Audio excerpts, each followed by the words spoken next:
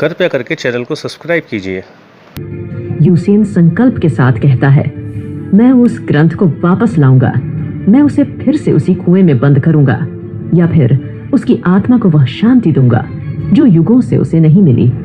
ऋषि वात्स्यायन ध्यान मग्न मुद्रा में कहते हैं, यूसेन, तुम युद्ध नहीं लड़ने जा रहे, तुम युगों का अभिशाप उतारने जा रहे हो। तुम्हारे हर कदम के पीछे कोई आत्मा मुक्त होगी या बंध जाएगी, हमेशा के लिए। तभी ऋषि वात्स्यायन दीवार से एक पुरानी जल चुकी तांत्रिक रेखा की ओर इशारा करते हैं और कहते हैं, ये देखो, ये वही चिन्ह है जो विषगंधा की मुक्ति के समय बनता है, और अब ये रेखा तेरे माथे पर उभर रही है। ये भाग्य नहीं, ये समय की पुनरावृत्ति है। इसके बाद ऋषि वात्स्यायन यूसेन से कहते हैं कि विषगंधा को हराने के लिए तुम्हें कुछ विशेष प्रकार की शिक्षा की जरूरत है, और वो शिक्षा मैं तुम्हें दूंगा। इसके लिए तुम्हें कुछ परीक्षाएं देनी होगी। ऋषि वात्स्यायन का गुप्त अग्नि कक्ष जहां और यूसेन भीतर की दीक्षा की तैयारी चल रही है। सप्त चरण और यूसेन की दीक्षा। ऋषि वात्स्यायन गंभीर होकर यूसेन से कहते हैं, यूसेन, तुम उस शक्ति को युद्ध में नहीं हरा सकते जब तक तुम्हारे अंदर की दृष्टि ना जागी हो। अब मैं तुम्हें सप्त चरणों की दीक्षा दूंगा जो तुम्हारी आत्मा, मन और शरीर को वज्र बनाएंगे।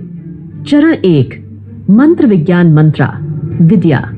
आश्रम की यज्ञशाला प्राचीन शिलाओं से बनी हुई, जिन पर वैदिक अक्षर खुदे हैं। सूर्य की पीली किरणें फर्श पर गिरी हैं और हवन कुंड में धुआं और अग्नि की लपटें नृत्य कर रही हैं। यूसेन ध्यान में बैठा है, सामने ऋषि वात्स्यायन। यूसेन की पहली दीक्षा, शारीर की शब्द शक्ति की छाया जाती है। उसे ये सिखाया जाता है कि कैसे ध्वनि और चेतना को शक्ति में बांधित किया जाए।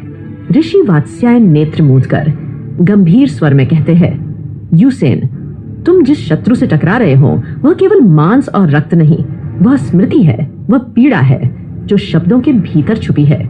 आज से तुम शब्द को अस्त्र बनाना सीखोगे। यह मंत्र विज्ञान है, जहाँ शब्द कोई मात्र ध्वनि नहीं, वो चेतना की व्याप्ति है। ऋषि वात्स्यायन अग्नि कुंड की ओर देखते हैं, हाथ उठाकर एक मंत्र बोलते हैं, AUM वाचस्पतये नमः। तुरंत अग्नि की ज्वाला ऊपर उठती है, जैसे मंत्र ने अग्नि को जागृत कर दिया हो। यूसेन चौंकता है। यूसेन भौचक्का हो जाता है, पर श्रद्धा भाव से बोलते हुए कहता है, गुरुदेव, क्या मंत्र में इतना बल है? क्या यह आग मेरे शब्दों से उत्तर देती है?